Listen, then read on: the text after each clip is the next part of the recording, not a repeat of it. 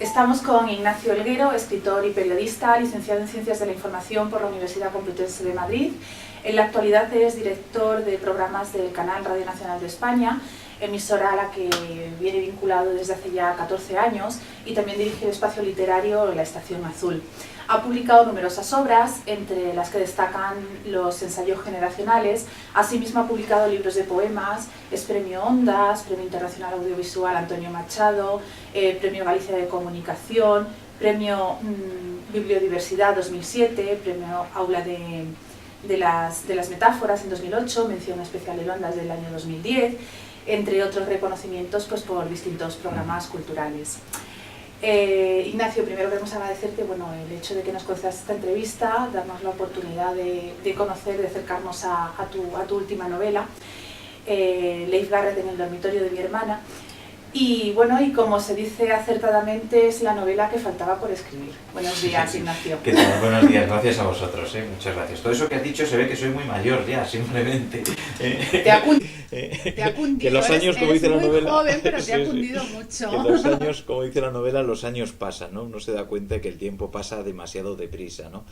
Bueno, yo creo que sí, que todavía no se había hecho ficción de esta manera sobre el tiempo que le ha tocado vivir a una generación, que es la generación del baby boom. Sociológicamente, los nacidos a finales del 50, toda la década de los 60 y comienzos del 70. Esa generación donde el primo mayor o el hermano mayor era del 59 o del 60 y el primo más pequeño, pues eso, del 72, esa etapa de familias más bien numerosas, cuando ser familia numerosa era 4 chicos, y analizar o chicas, y analizar con el tiempo en el que ya vamos dejando atrás la juventud, por no decir que entramos en la madurez definitivamente, de qué ha sido el tiempo que nos tocó vivir, cómo ha sido el tiempo que nos tocó vivir, cuáles eran nuestras ilusiones, nuestros iconos, nuestras banderas, aunque había menos, y qué es de nosotros ahora, ¿no? Ese momento en el que yo creo que todos nosotros miramos hacia atrás, no con el sentido de nostalgia ni de sentimentalismo, sino simplemente como análisis, que es muy bonito, ¿no? Decir qué bien me lo pasaba o qué mal me lo pasaba y cómo estoy ahora, ¿no? Si nos situamos en la época actual con la protagonista, sí, Teresa, que está a punto de estrenar la cincuentena, y un día pues va a casa de sus padres y decide recuperar su dormitorio de adolescente. Retira un armario y encuentra un póster de Leif Garrett que ella misma había puesto ahí pues con 14 años. Entonces es cuando comienza su flashback. Empieza a repasar su vida, sus amigos, sus amores, familia, los estudios, las fiestas. ¿Es esta una manera de atrapar el tiempo? Pues para ella sí, equivocadamente, pero para ella sí, ¿no? Ella en ese momento sentimentalmente se ha separado, ha tenido, como todos en la vida, yo creo, casi todos, pues sus desencuentros amorosos, sus pasiones amorosas y sus desencantos, ¿no? Como digo, pasamos de oficial y caballero a Kramer contra Kramer, ¿no? Y entonces, o de 9 semanas y media a la guerra de los Rose. Sí tiene esa necesidad en esa edad ya que se encuentra, como digo, de decir adiós a una etapa de la vida. Empieza a evocar unos años en los que ella fue feliz, ¿no? En las que es la infancia, porque se elimina toda la parte menos positiva, y la juventud, donde están las esperanzas, las ilusiones, qué voy a hacer, cómo seré con tantos años, cómo seré con más años, qué quiero ser en la vida, cómo quiero dirigirme vitalmente, profesionalmente, cuando se piensa que los padres son eternos, que la vida es eterna y que uno mismo es inmortal, ¿no? Y luego vas viendo que efectivamente nada de eso era así. Todo guiado por una banda sonora que mueve al sentimiento, ubicándonos donde estábamos, ¿no? Quiénes éramos. Teresa reflexiona sobre el paso del tiempo, a través de sus amigos, de sus amores, de toda su experiencia amorosa, con un matrimonio fracasado, como ya nos apunta, e intenta saber también qué fue del gran amor de su vida, Julián. Es el momento de buscar, como se dice en la novela, nuevas ilusiones, y sin duda las redes sociales pues es el medio adecuado pues para hacerlo, ¿no? Es una forma de localizar a gente que tienes perdida desde hace muchos años. Pero esta búsqueda se produce necesariamente como consecuencia de una vida no satisfactoria, o es una búsqueda que se hace, bueno, pues a ver qué ocurrió con... Pues el caso de una persona que sí está marcada por el tiempo pasado, ¿no? Por el tiempo ido, ¿no? Como dice, el tiempo en que los padres vivían, los padres eran jóvenes, los tíos vivían, esa gente que se ha ido dejando atrás, ella tenía muchas ilusiones, etcétera, ¿no? Entonces, no es de redes sociales, pero decide saber qué ha sido de sus amigas y saber qué ha sido del novio que uno piensa, en su caso, que va a ser para toda la vida. Yo creo que todos hemos tenido una novia, un novio, que pensábamos que iba a ser ese, ¿no? A lo mejor porque es el primero, ¿no? Y luego, pues las cosas se tuercen, pueden irte bien o pueden irte mal. A ella le ha ido mal. Y entonces dice, ¿qué hubiera sido de mi vida si... ¿Qué hubiera sido de mi vida si me hubiera acabado casando con este chico, etcétera, etcétera? Entonces dice, ¿qué será de él? Si a ella la dejó, dice, si desde que me dejó no sé nada de él. Y han pasado 20 y tantos años. Voy a saber qué ha sido de él. Y eso lo dejamos en el aire porque tiene un desarrollo final la novela, pero ¿es bueno o es malo entrar en las redes sociales, en este caso ella en Facebook, para saber qué ha sido de una persona que no ves hace muchos años? Pues con las amigas le sucede una cosa y con el amigo, con el exnovio le pasa otra, ¿no? Es una manera de voy a atrapar aquel pasado y el pasado ya no se puede atrapar. Se puede revivir, pero momentáneamente. Dentro del periodo histórico que abarca la novela, nos situamos en los años 70, se dio lo que fue la reforma del Código Civil y, bueno, época en la que la mujer se emancipa y porque hasta esa fecha necesitaba realmente una autorización de su padre o de su marido para abrir una simple cuenta bancaria. Entonces, ¿cómo vive Teresa, la protagonista de esta novela? ¿Cómo vive ese despertar a la libertad? Sí, ella...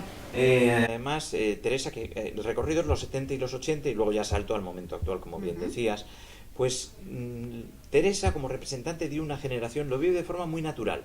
Es decir, ella y su grupo de amigas, igual que las madres, dibujo unos perfiles sociales distintos, desde la clase media, media bien, la hija de un notario, que es una de las amigas, a ella, que es de clase media, de un funcionario, a una madre amas de casa, a pues madre con una clase social media baja, donde tienen que trabajar obligatoriamente y tienen la suerte de encontrar trabajo a ambos, ¿no? Entonces, ella los cambios sociales, ¿cómo los lleva? Desde dos perspectivas. Uno, con la naturalidad que te ofrece que vas creciendo con los cambios sociales. Y dos, eso sí, ni ella ni sus amigas quieren ser sus madres. No quieren ser el rol de sus madres. El rol de sus madres, efectivamente, dependientes del marido, dependientes no solo económicamente, sino hasta emocionalmente, ¿no? De ellos, y con una educación hacia los hijos donde tienen que hacer de alguna forma, en ocasiones a veces también, el papel de malas porque el padre está en la oficina trabajando, etcétera. Son las que no tires el teléfono, no te tires una hora, ven a casa a tu hora, etcétera, etcétera, ¿no? Por tanto, ella en un principio no quiere ser su madre, ni las amigas quieren ser sus madres. Y por otro lado, todavía tienen una cierta educación conservadora, han ido a colegios religiosos y tienen detrás una carga de esa educación con una serie de tabúes, no quieren ser chicas fáciles en esa época en la que ya el sexo llama a la puerta, pero acaban rompiéndolo, ¿no? Es decir, Teresa como representante de una generación que rompe todos esos clichés antiguos y tabúes antiguos. ¿Qué le lleva a decidir que la protagonista de esta novela sea una mujer y no un hombre que le sería más fácil a la hora de identificarse? Pues me ha sido más fácil de identificarme con una mujer. Es más, son todas mujeres y los hombres simplemente aparecen como padres o como novios y muy poco, ¿no? Pues no lo sé, pero siempre me he identificado bastante y me ha interesado la mujer como emocionalmente mucho más receptiva a las emociones, ¿no? Y a mí eso, quizá por mi faceta de poeta, me encanta, ¿no? La sensibilidad para eso. Creo que los hombres somos más brutos, entre comillas, es mayor, ¿no? El universo femenino, claro. Sí, y además hay otra serie de inquietudes que me interesaban, como es el tema de la revolución, no porque no hubo revolución sexual, pero sí el atreverse a dar el paso. El hombre siempre está, eso que decís las mujeres, de que siempre pensamos en lo mismo, pero a la mujer le costó más ese... El hombre siempre iba lanzado a meter mano, digamos, ¿no? Pero la chica en ir poniendo la raya aquí, luego aquí, etcétera, ¿no? En el tema de, por ejemplo, de las relaciones con los hijos, o sea, el querer tener hijos, perdón, el querer dar el paso, el miedo al embarazo no deseado, por ejemplo, tenéis más las chicas en esa época que los chicos, parece que tenían que ser ellas las que tuvieran que estar cuidando el asunto, y también la llamada biológica de la maternidad, que se produce en algún momento determinado, y yo lo he visto por mis amigas, por mis conocidos, por mi hermana, es decir, que he visto también cómo era otro tema que de alguna forma te iba marcando, o no, pero ahí estaban. Es decir, que hay una serie de inquietudes emocionales que los chicos no las tenemos y que las chicas sí. Y roles que ponemos a las mujeres, los hombres, que son mentira o son verdad, como el pensar que se les pasa el arroz a las mujeres, entre comillas, esa expresión tan fea, pero que es real, que existe a la hora de casarse o tener novio, o no casarse o tener pareja. Parece que le persiguen más que a los hombres, ¿no? Y también me gusta ese proceso de ir rompiéndolas. Pues Teresa es una mujer decidida en el sexo y bastante insegura en el amor. Quizá este perfil es fruto de la etapa de la liberación sexual que le toca vivir. Yo lo viví, no creo que se viviera tanto como una liberación sexual, sino un proceso natural. No creo que haya habido revolución sexual en este país. Revolución, más que revolución. Sí, fíjate, yo no creo. Yo creo que hay una simple evolución natural, que las cosas van cambiando, y es revolución para los que son más adultos, que dicen, madre mía, aquí ahora la época del sexo y tal, ¿no? En cambio, el que era adolescente en ese momento, pues con su despertar sexual, llega su actuar sexual. Por lo tanto, como digo, liberándote un poco de esos tabúes que sí que se tenían heredados, después todo transcurre con naturalidad. Lo que pasa es que sí que es cierto que esa evolución vista con los años es curiosa, ¿no? De esos miedos adolescentes que ahora no se tienen, ¿no? A ciertas cosas, a ciertos tabúes, a eso, como comentábamos, de no hacerlo muy pronto, de no ser chica fácil, de que con el novio que lleves un tiempo, nada se parece al mundo de ahora. Yo digo que antes se tenían novias, o sea, novios y novias de verano, y ahora se tienen de día. O de fin de semana, ¿no?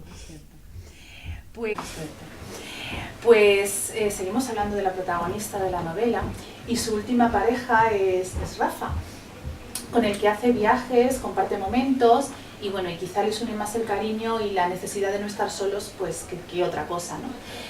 ¿Cree que este tipo de relaciones están abocadas al fracaso cuando se ha conocido el amor verdadero o la pasión? Amorosa, que a mí me interesa muchísimo el tema del amor, y lo desarrollo bastante, el tema de la pasión amorosa,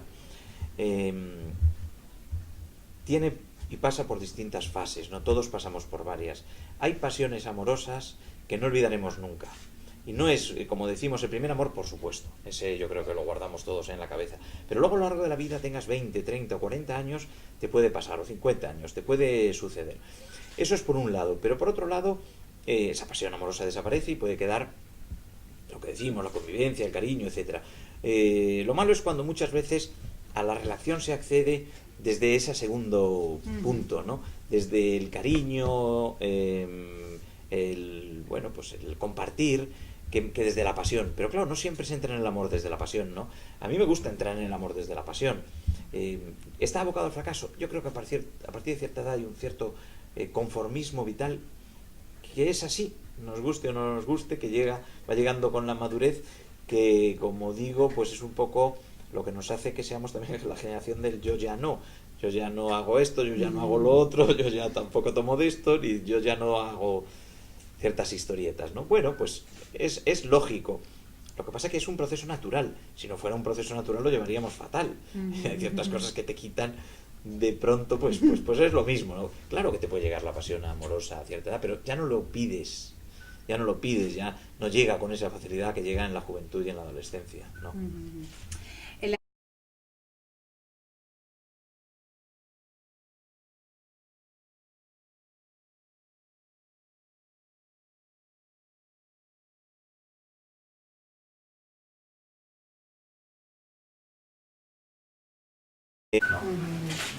En la novela se hace mención a la música, al cine, a la televisión, pues de aquella época, de los 60, de los 70, y bueno, y como ídolo de la protagonista Leigh Barrett, ¿no? Que es el inicio de la novela. ¿Podríamos conocer cuáles fueron los ídolos del autor? Yo, la verdad es que tuve que lo sigo teniendo, que yo creo que ha sido el único. Toda la pared de mi cuarto estaba empapelada con póster de Rod Stewart. Y que a través de la canción Diana I'm Sexy, que me acuerdo que me encantó, muy comercial, y fui tirando los álbumes comerciales que llevan luego, Passion, Tonight I'm Yours, en fin, Baby Jane. Pero luego fui descubriendo al Rod Stewart rockero, al Rod Stewart potente como músico, no tanto como compositor, tiene buenas composiciones, pero como cantante, me parece, tiene una voz espectacular. Sus inicios en el Rhythm and Blues, etcétera. Mi habitación estaba, por un lado, todo Rod Stewart, y mi hermano, que compartía habitación conmigo, todos los Rolling Stones. Y luego, pues, mucho de Lou Reed, de Bowie. Y luego fui muy niño comercial. Fui niño, desde luego, de Umberto Tocci, que también me encantó mucho Umberto Tocci. Y Plastic Bertrand. Los discos, en el fondo, de mi hermana me gustaban a mí, pero me he quedado muy feo decirlo, ahora me da igual. No. Entonces lo omitías, ¿no? Entonces no ibas a decir, oye, me gusta Leif Garrett, quedaba un poco feo, ¿no? Pero vamos, a mi hermana le gustaba más Shaun Cassidy que Leif Garrett. Y bueno, está Police, que aparece en la novela, pues aparece Police, Deep Purple, Supertramp, también me encantaba. Bruce Springsteen, es decir, hay toda una banda sonora fantástica de nuestra generación. No, y luego tengo mis fricadas, tengo mis frikis los tengo. Yo creo que Plastic Bertrand era un poco friki en ese sentido, con el Samplan pour moi, que era una canción que a mí me encantaba, y poner alta, ¿no? Pero había una canción friki que no es que me gustara, pero me marcó de pequeño, que eso sí la pongo en la novela. En la novela es todo ficcional, porque me apetece hacer ficción, no tiene poco de biografía, no tiene nada. Pero que se llamaba Llora el teléfono, que oía mi madre, sonaba en la televisión una canción que era Llora el teléfono, que cantaba Modérico Moduño con una niña. Decía, papá, ¿estás ahí? Dile que se ponga. Y decía, llora el teléfono, tristísima.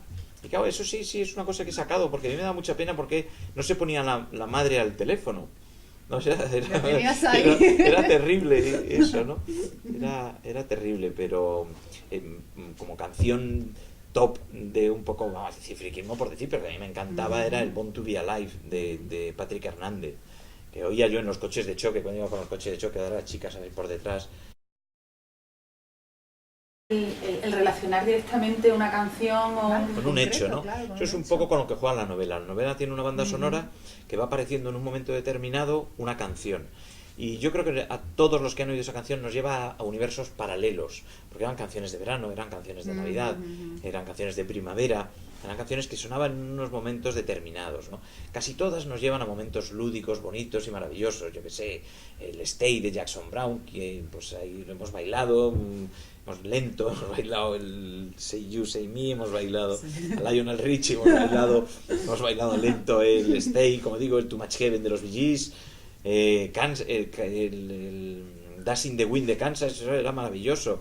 Sacar a bailar una chica y que te dijera que sí, porque claro, aparecen los guateques, el final de la época de los guateques también aparece.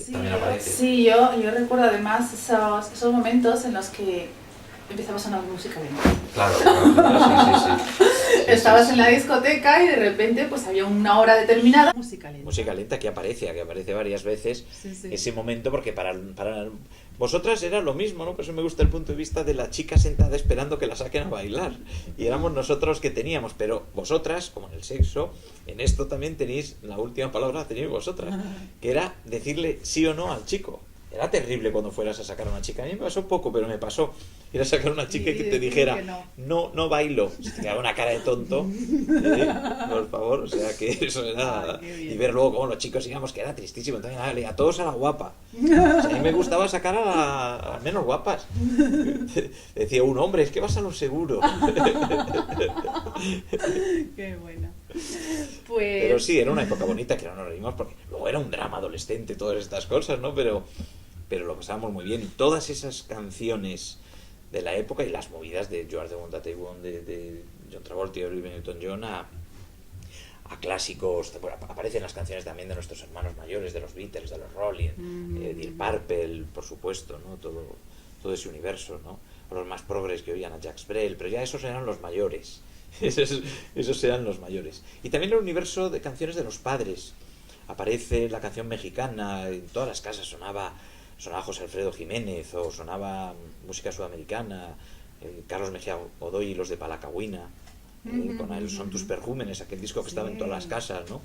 El de Son tus perjúmenes mujer, y Aguilar, había muchos cantantes mexicanos del momento que sonaban en la radio y si no en el tocadiscos, o de mis rusos, que gustaba mucho a las madres de mis rusos y Roberto Carlos. Eran un poquillo friquillos, pero Fuma, eso ya fue luego, ¿no? A mí me encantaba de mis rusos, una canción que tenía muy triste, que era era un dramón, ahora no me acuerdo, ya me saldrá. Sí.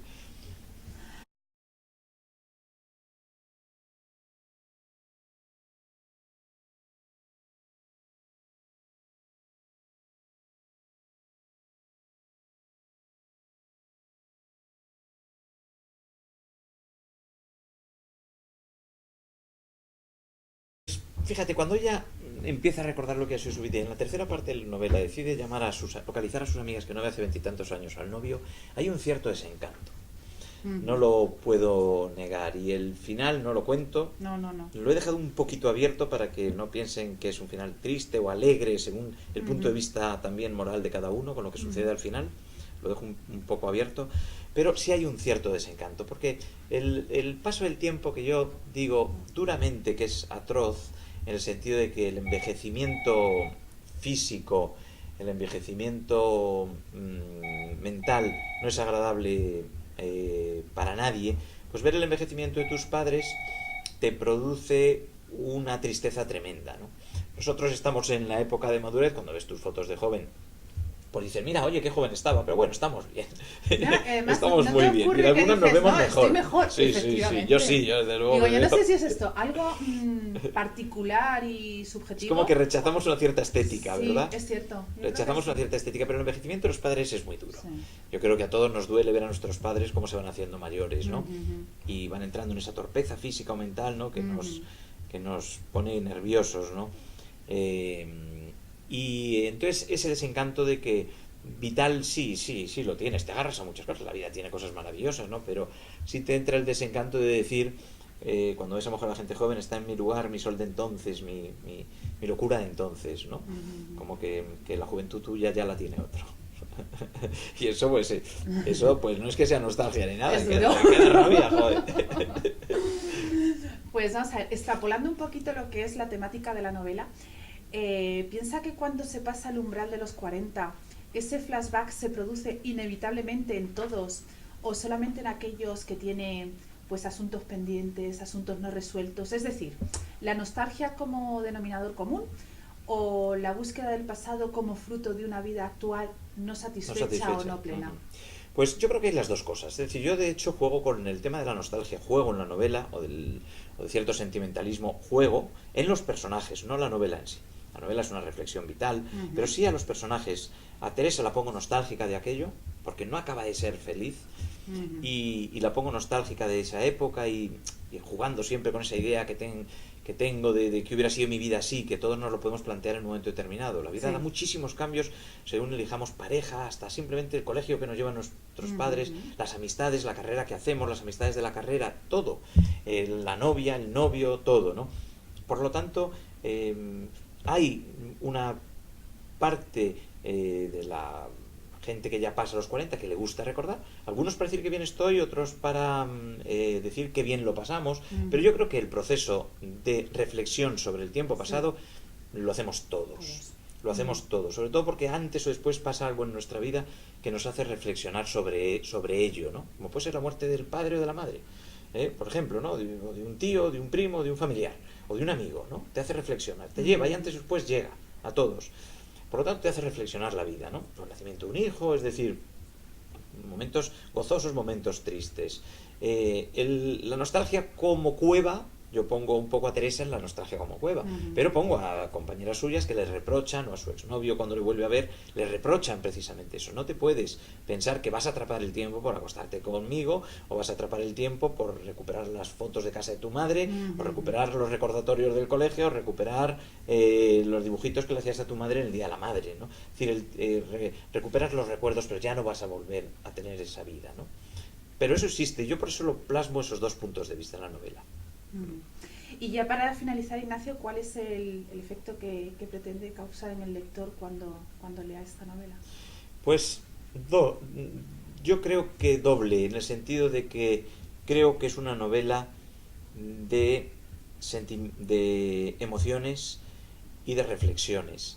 Entonces quiero que por un lado quien lo ha vivido diga, se reconozca en esa vida, hay un proceso empático, es decir, qué bien queda aquí novelado en el fondo mi vida, ¿no? Me identifico plenamente, y luego pues ayudar, entre comillas, me puedo permitir decir, un poco hacia esa reflexión, que puede ser más lírica también, que realizo sobre algunas de las inquietudes que tenemos en esta edad, como digo, en la que ya la juventud se empieza a quedar atrás, ¿no?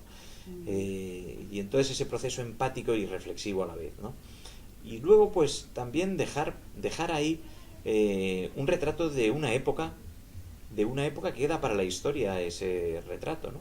Sin ubicarlo exclusivamente con referencias muy espaciales y temporales a España, o a una Madrid en concreto, Barcelona, Zaragoza, ¿no? Sino cualquiera que lo lea desde una ciudad media se va a sentir perfectamente identificado, y en cualquier barriada, incluso cualquier pueblo, porque luego han ido a estudiar a otro sitio, ¿no?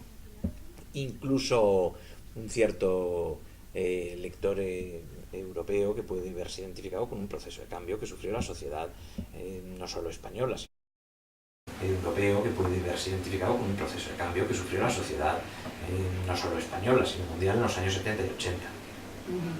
Pues nada, gracias Ignacio por este libro.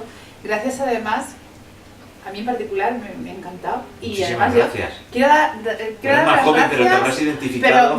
Pero no mucho más, o sea, me he identificado perfectamente.